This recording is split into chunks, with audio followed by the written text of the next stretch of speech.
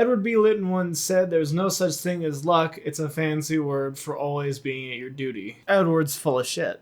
What's up, Fox and Fox here? By some magical stroke of luck, I was able to get the RTX 3080. I have no idea how, don't tell me and don't come to my house, but I will be giving you some benchmarks today to show you what's going on as a 1440p high refresh rate gamer, which I feel like is the target demographic for the 3080, despite all the marketing for 4K 60 FPS performance. Now, these settings are subject to change based on your personal opinion, and you can gladly see other benchmarks. For instance, I will not be turning on ray tracing in any game except for one, because I think that ray tracing is a waste of materials and resources.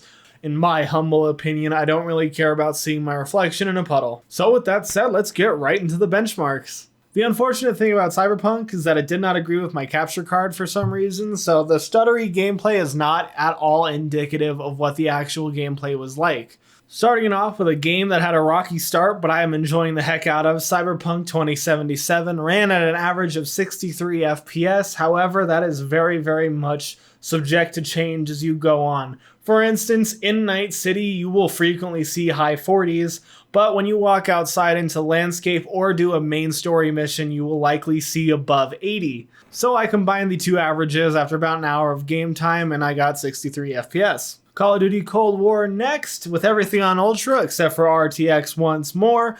132 FPS was the average in a game of Nuketown, and I was rather impressed by this. I did not expect to get almost my entire monitor's refresh rate, and oftentimes it will hit your refresh rate if you are playing at 1440p on a 144Hz monitor. And the game looks absolutely gorgeous without RTX enabled. Gears 5 averaged 80 FPS in the benchmark, which is absolutely insane to me. We had everything on to the highest settings possible, and considering this game was struggling to hit 60 on my GTX 1080, it is such a nice thing to see a smooth, silky 80 FPS. I've been playing this game a lot on the 3080, so I'll tell you right now that 80 FPS and above is what you should expect. If you are playing on multiplayer maps, they are more optimized, which means that you will see higher than 80 FPS, likely closer to 90 and 100.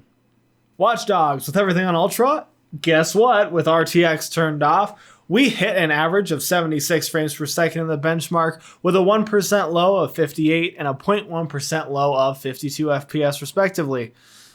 And Red Dead Redemption 2, I can't believe the frame rates I'm about to say, so everybody take a deep breath with me, because on my GTX 1080, I was averaging 30 FPS with everything on the Ultra settings. The ultimate high preset is what I was selected for this, and on the RTX 3080, I got 89 frames per second on average with a minimum FPS of 51. And this is with the highest possible preset selected. This game will stand the test of time as one of the most graphically impressive games we've ever had in this generation of consoles, and will likely live on forever thanks to its wonderful story. And I'm just so impressed that within 2 generations of graphics cards, I have almost tripled my performance. If you weren't amazed by the Red Dead Redemption 2 benchmark, I don't blame you. That's some weak shit compared to what we got coming up next. Again, hold down your horses. I benchmarked this video game in my, is the GTX 1080 still a capable 1440p card, and was averaging, I believe, 79 frames per second. Interesting. With everything on Ultra Nightmare on the RTX 3080, the maximum graphics possible, I averaged 256 FPS. I don't know about you, but that's pretty damn good to me. That is almost or over triple, I don't know math, of the benchmark that I got on the GTX 1080, and I cannot believe it, not to mention just how beautiful the game looks at the absolute maximum settings.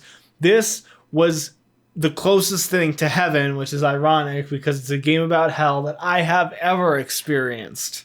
Kingdom Come Deliverance ran at an average of 60 FPS, but take that with 400 grains of salt and some pepper alongside it, because I was playing on the ultra maximum settings, and in cities I was only getting 30. We were actually dipping down to low 20s in some part of the main town, but as soon as you walk into the outskirts, your frame rate will probably triple, and I was hitting 90 FPS outside in the outskirts. I don't know what it is with games these days not optimizing the town sections of each game, and I feel sorry for anybody who's played this on console because I don't even know how to comprehend the difference between 80 FPS outside of towns and 30 to 23 in some parts of the town. It's just absolutely insane to me just how weird these settings are. But at the end of the day, you should probably turn the settings down in Kingdom Come Deliverance, unfortunately. Or turn VSync on, which I think probably is a better option if you want to stick with ultra high. And last but not least, because I just wanted to have a little bit of fun, we had Quake 2. Without RTX enabled, we hit the constant frame rate cap of 1000 FPS almost all the time. And as soon as I turned RTX on, we hit 74 FPS. And that's why I don't use ray tracing in games. Not to mention that the game still didn't look very good whatsoever. And this is my problem with ray tracing, is I feel like it's a wasted endeavor for very minimal gains.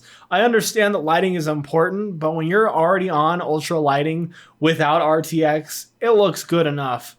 And I understand that I'm picky in saying that, but I think that the technology would be much better allocated going towards perhaps the faces of certain characters, because in some games, even the most modern of games, the faces just look uncanny at best, and that is pretty unfortunate, and yet we're focusing on how good your character looks in a puddle or in a mirror. And it is at the cost of usually about 30 FPS worth of performance from what I've seen, if not more, especially when it's rendering in RTX for the first time on a new level. With that said though, I am utterly flabbergasted at the performance of this. I cannot believe that I got this graphics card. And I would like to mention that this is the Founders Edition. This is not anything special. So this is the base clock that comes out of the factory. The heating is okay. In terms of temperature, I have a custom fan curve on it now, which helps a lot. I ramp the fan up as soon as it hits 70 degrees because I wear headphones. I don't care what it sounds like. With the regular fan curve, it really wasn't that good. It gave you idle, which was pretty awesome. At idle temperatures, it would just stop the fan from running. But the problem was that as soon as you got into anything demanding, the card would automatically shoot up to 83 degrees. So I said, nah, let's not do that. And I made my own custom fan curve, and it's been running much better ever since. And I just got to say, I am just floored. This is like the best thing I've ever received in my entire life. This is the most amazing graphics card. And I cannot believe that I got one. And I sincerely hope two things for you. I hope that the price goes down, and I hope that you can get some in stock, because gamers need to experience this. At a price like $700 as well, I cannot believe this performance. So please hold out, keep on waiting. You will be rewarded with your patience. I promise you 100%. It is 100% worth it if you play at 1440p and 4K as well. So please, thank you very much for watching this video. If you like this video, like, subscribe. Do what you usually do. And as always, buy yourself something nice.